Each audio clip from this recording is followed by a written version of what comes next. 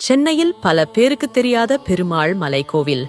சென்னைக்கு அருகேயுள்ள மறைமலை நகரிலிருந்து சுமார் 5 கிலோமீட்டர் தொலைவில் ஆப்பூர் என்ற ஊரில் ஔசதகிரியில் ஸ்ரீதேவி, பூதேவி ஆகிய தேவியர்கள் இல்லாமல் தனித்திருக்கும் திருப்பதி பெருமாள் போல் மகாலட்சுமியை நெஞ்சில் சுமந்தபடி சிறிய திருமேனியுடன் எழுந்தருளிய நித்திய கல்யாண பிரசன்ன வெங்கடேச பெருமாள்.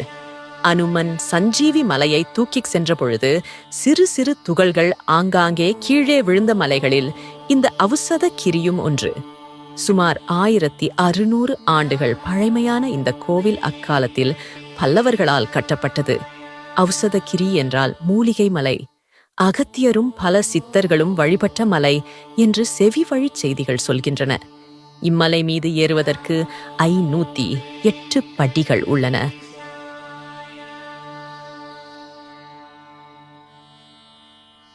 வற்றாத தீர்த்த கிணறு ஒன்று மலை மீது உள்ளது. பெருமாளுக்கான அபிஷேகத்திற்கு தங்கு தடையில்லாமல் சுரந்து தரும் அற்புத கிணறு இது. மூலிகை மலையின் மீது அமைந்திருக்கும் இப்பெருமாள் திருமண வரம் அளிக்கும் அற்புதனாக விளங்குகிறார். இன்றும் பல பேர் திருமணமானவர்கள் அவர்களுடைய வேண்டுதல்களை நிறைவேற்றி வருகிறார்கள்.